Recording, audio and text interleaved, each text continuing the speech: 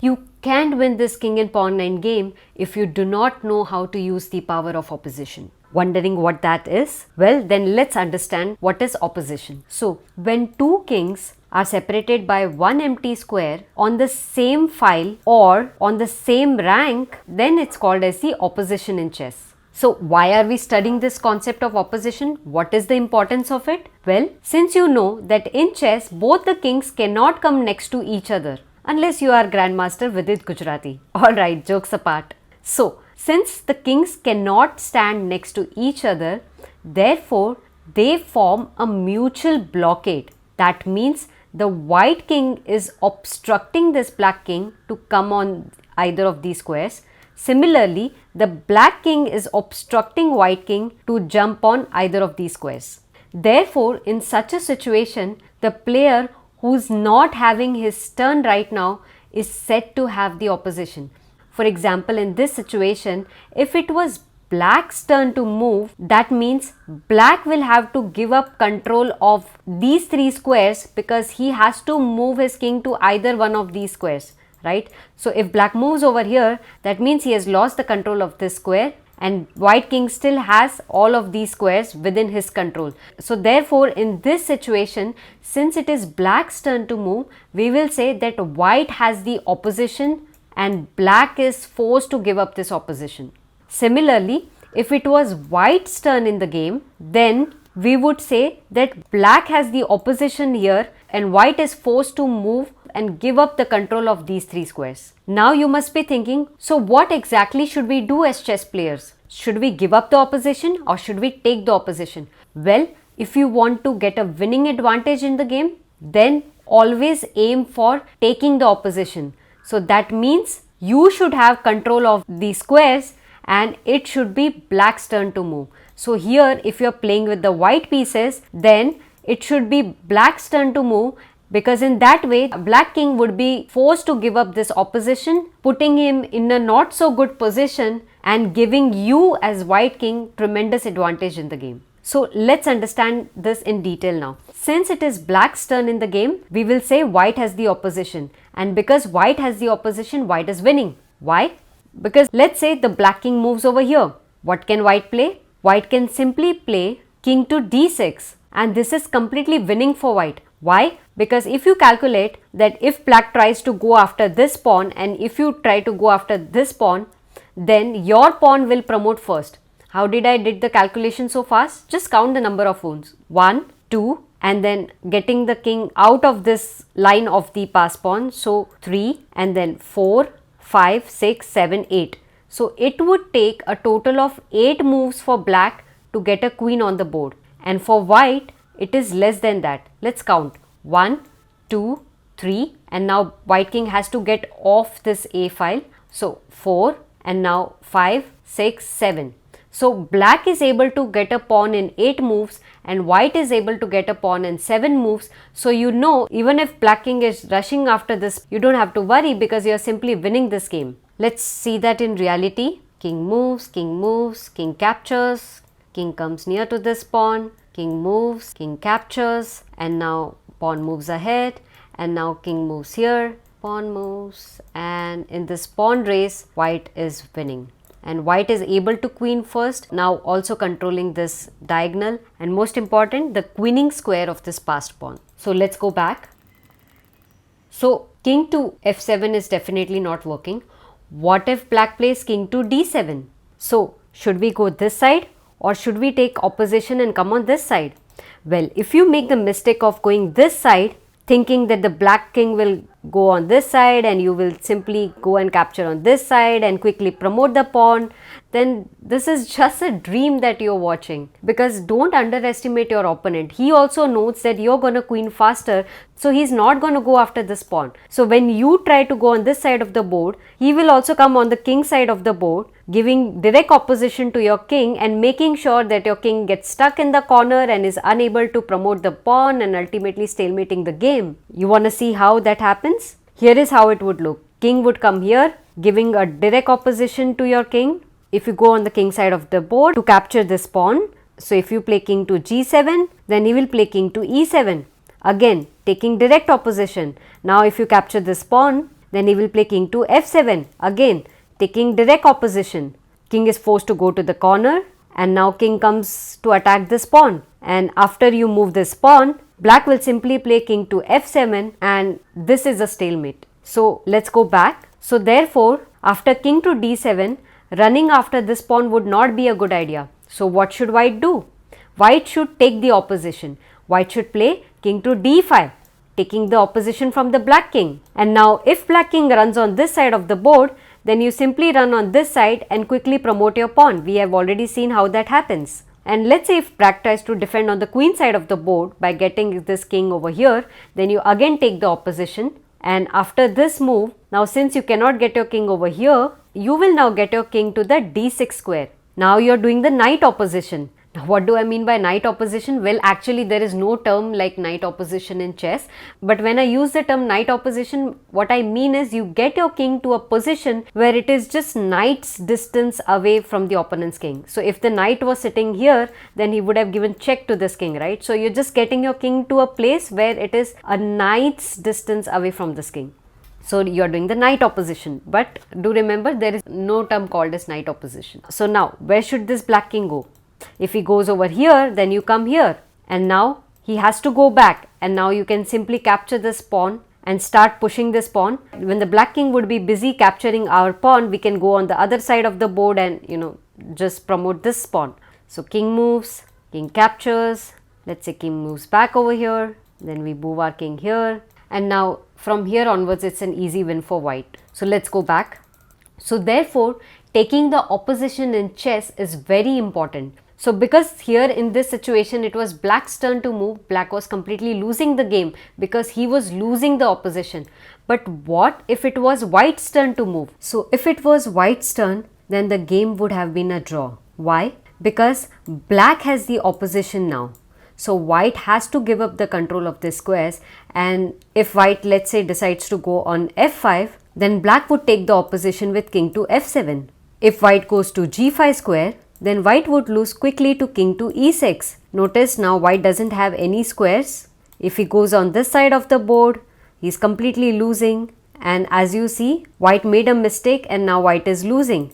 But what if white had not made the mistake of playing king to f5?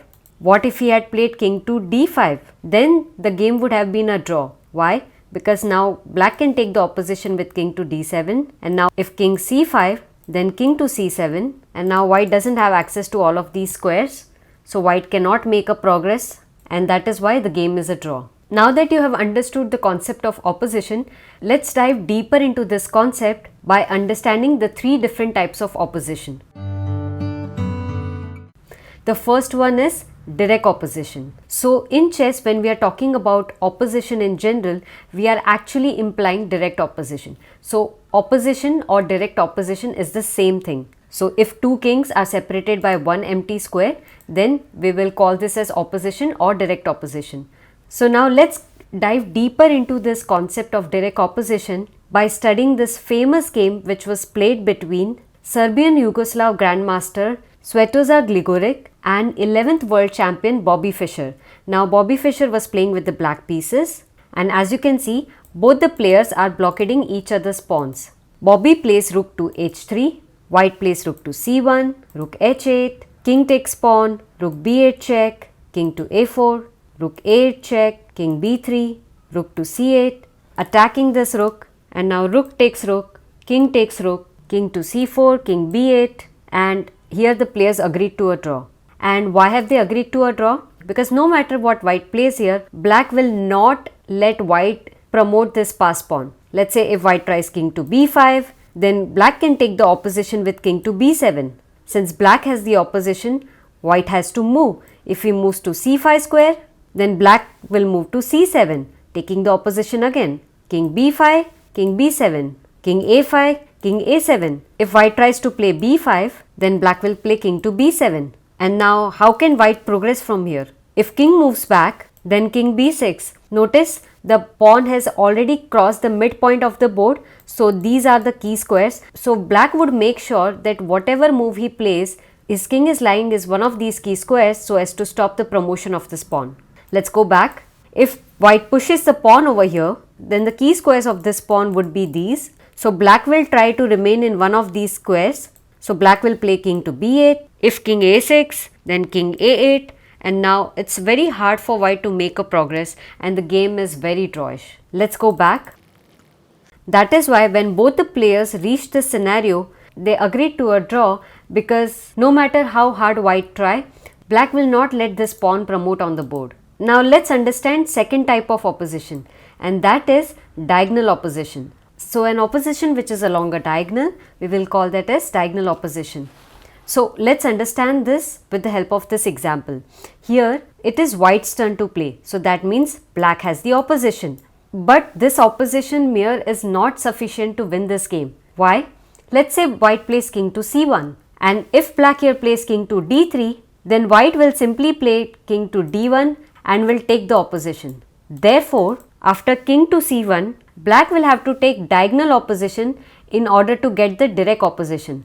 So the best move over here would be king to e3, taking diagonal opposition from the king. Now if the king moves to the d1 square, black can now play king to d3, taking direct opposition from the king. Now if the king moves to e1, then black can simply win the game by playing king to c2, targeting this pawn, or by directly playing c3, because after pawn captures pawn and b2, there is no stopping of the promotion of this pawn. Let's go back.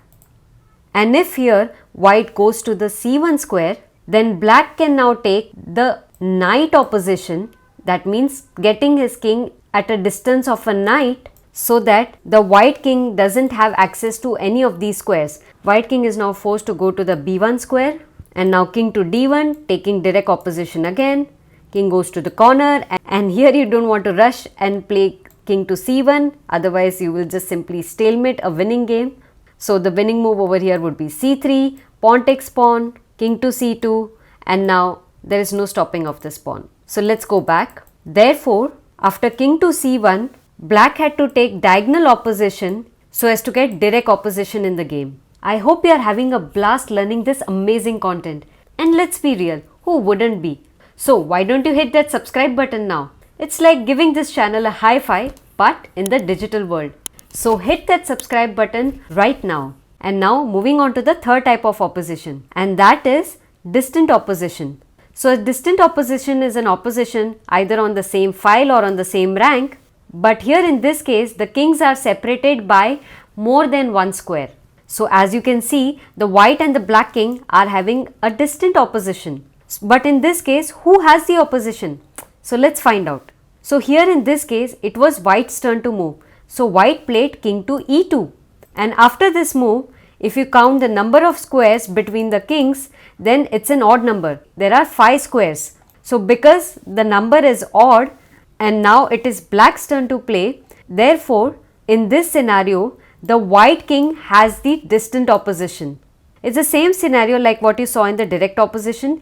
So in the direct opposition, the number of squares that separate both the kings is an odd number, and the players whose turn it is to move loses the opposition. Similarly, here in the distant opposition, if the number of squares between the kings are odd, then the player whose turn it is to move will lose the opposition. So because white has smartly played the move king to e2, he has taken the opposition. Now if black plays king to f7, then white will play king to e3. Look, the number of squares between the kings is an odd number, so therefore white king has the opposition over here. If king to e6, then king to e4, and as I told you earlier, white has the direct opposition now. Let's go back. So since it was white's turn to move, white played the smart move king to e2. Now what is black is smart enough and doesn't play king to e7 because he knows he is losing the opposition. He might decide to move on a different file. Let's say, what if he moves to the d7 square? He has completely changed the file. Then how can white take the opposition? Well, white can come to the d3 square because after this move, the number of squares between the kings would be odd. So therefore, white would get the opposition. If king d6, then king d4, and white has won the opposition. Let's go back. What if black plays king to f8? Then white can here play king to f2. And now notice the number of squares between the kings are odd. So white has again won the opposition. king f7, king f3, white has the opposition again, king f6, king f4 and white has won the opposition.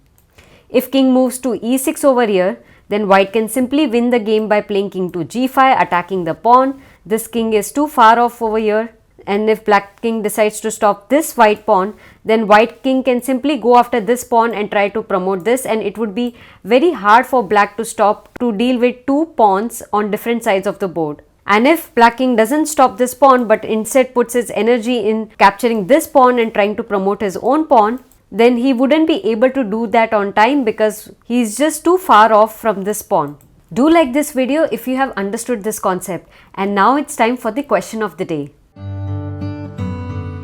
The two kings are on the same rank, and here it is black's turn to play, so that means white king has the opposition. So how can black win this game? Can you find the winning move? Let me know your answers in the comments box, and I'll see you in the next video.